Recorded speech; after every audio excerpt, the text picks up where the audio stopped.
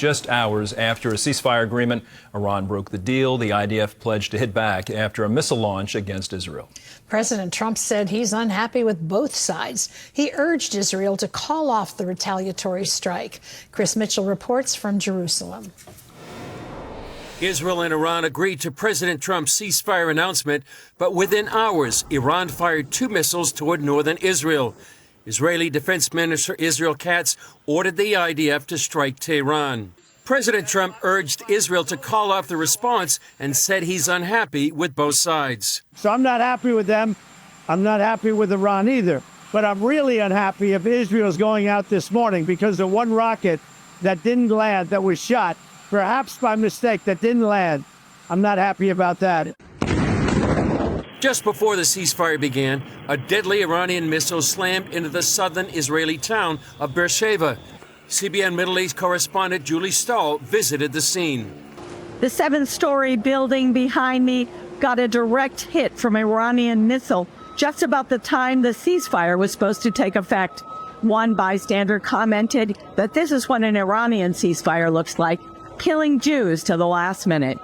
President Trump posted the ceasefire announcement on Monday night.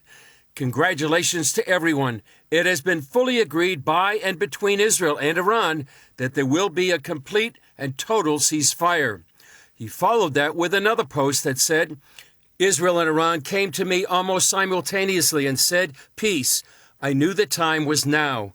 The world and the Middle East are the real winners.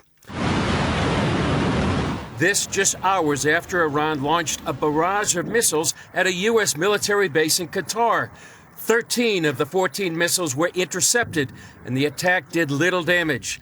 Iran notified Qatar of the attack beforehand, giving the U.S. time to prepare.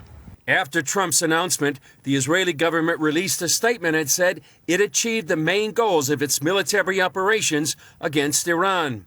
Israel has removed a dual immediate existential threat, both in the nuclear field and in the field of ballistic missiles.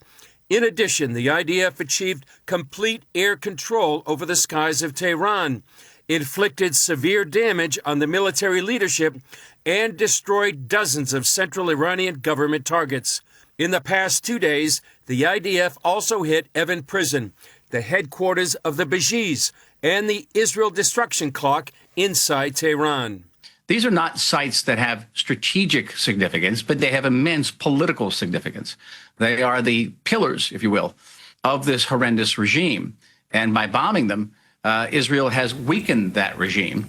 And so ultimately, the greatest guarantee we have for a non-nuclear, non-dangerous, non-threatening Iran is by the removal of the regime. Also on Monday, Reza Pahlavi, the son of the late Shah of Iran, presented himself as a figure who can unify the country if the Iranian government collapses. He said the regime is on its last legs. The Islamic Republic is collapsing. Credible reports indicate that Ali Khamenei's family and the family of senior regime officials are making preparations to flee Iran. It remains to be seen if this ceasefire will provide a lifeline to the Ayatollah, or if the 12-day war has so weakened the regime that the people of Iran could rise up to overthrow the government. In an ominous statement, the head of Iran's Atomic Energy Organization said it plans to restart their nuclear program. CBN News Middle East Bureau Chief Chris Mitchell is with us now from Jerusalem. Chris, this ceasefire seemed to come out of nowhere when President Trump announced it on Truth Social. What can you tell us about how the agreement came together, and do you think it's going to hold at this point?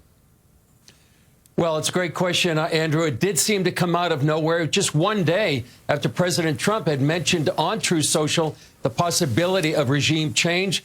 It seemed to be mediated, according to President Trump, with the help of Qatar. I would say many here in Israel are leery of Qatar's influence. It does seem like it will hold, even with all the back and forth that went on earlier today. But we'll see. We're right at the beginning of the ceasefire. I think the feeling here in Israel right now is the ceasefire may actually been a bit premature before Israel inflicted even more damage on the regime itself. You just mentioned the back and forth. Now, President Trump this morning was critical of Israel as well. How do you think Netanyahu, et cetera, are receiving that criticism? Well, they just put out a statement a few minutes ago, and they said that they had a conversation, and President Trump, talked about them, about all the achievements they had with that.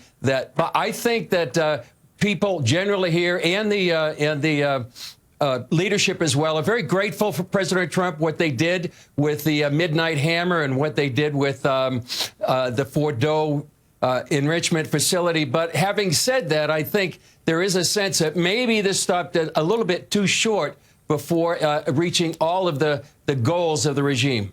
From where you're reporting, is there a concern Iran might be stalling, that it only accepted the ceasefire for time to regroup, restock its missiles, and continue to attack Israel? I think that's exactly a concern by some. They'd just be able to repair the nuclear facilities, accelerate its nuclear program. One question a lot of people are asking, where is the enriched uranium? There's about 1,400 pounds of that. And where is that? Also, there is an Islamic tradition called a hudna, which is a temporary truce to regain strength. And that may be exactly what the regime is doing as well. And many are claiming, in Iran, at least, the regime, is that there's a victory despite also the massive damage to its nuclear and ballistic missile programs. We'll see, Andrew, what the next weeks and months will hold. So why would Israel accept this ceasefire? Do you think it's under pressure? Well, it could be a matter of being under pressure. They also did announce earlier today that they really have achieved their two main goals, and that would be to destroy those existential threats, the Iranian nuclear program and the ballistic missile program. And in addition to that, they eliminated much of Iran's senior military leadership, many of their nuclear scientists. And then there was about 500 missiles launched, Andrew. They had an interception rate about 83%. They also eliminated Iran's air defenses, their ballistic missiles and launchers, believe it or not, with no loss of pilots or planes over 12 days. And even here on the home front, despite what happened in Beersheba earlier today, there was a 90% lower estimate than the casualties. They estimated maybe 400 or more. There's about 30. And also Iran's proxies were really paralyzed. And so many see this as not only a monumental military success, but as a miracle in the last 12 days. Chris, final question. Is there a belief in Israel that regime change could actually happen in Iran?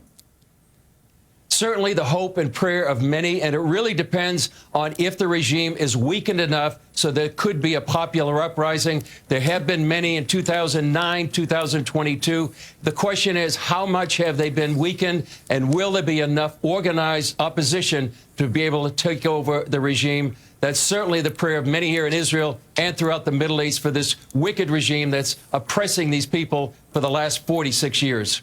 All right, Chris, thank you so much for your reporting. Always appreciate you joining us. Sure. And I want to let the audience know, by the way, coming up, David Brody is going to take an in-depth look at Trump's foreign policy. Right now, in the middle of the fighting, CBN Israel is helping Israeli citizens stay safe and calm. Teams are working with local groups to transform outdated bomb shelters into secure sanctuaries. They're providing critical safety and peace of mind to communities under threat. This is Nicole Jansisian with CBN Israel. You know, CBN has long been involved in building bomb shelters around the country, but the need has never been more urgent as it is right now. So we're here in Bat Yam, which is a city south of Tel Aviv, which has basically leveled building and damaged neighborhood due to an Iranian missile. One of our partner organizations is Tenufa B'Kehila, or Building Hope, and they have been on a mission to repair bomb shelters around the country. So tell us where we are and what's happening here. An Iranian rocket fell here about 2 days ago and destroyed hundreds of homes in the neighborhood. This building was not hit, but people rushed to the bomb shelter. When they rushed to the bomb shelter, they found out that the staircase is broken and there's no railing. So older people could not go into the bomb shelter downstairs. Basically, it's unusable. There are 18 families living in this building and they all need to use this bomb shelter. Hopefully by the end of the day today, it's all going to be painted and cleared and the stench is going to be out and people can come and stay here. It'll be a lot safer for my mother to get to the bomb shelter. She can hold on to the railing Even getting out of the shelter was hard for her without this railing. Thank you so much for helping. This is so touching. Thank you. I would kiss your hands for doing this work. It was so easy to work with CBN. It's such a pleasure to work with CBN. I feel that Christians who support Israel, we have the same mission.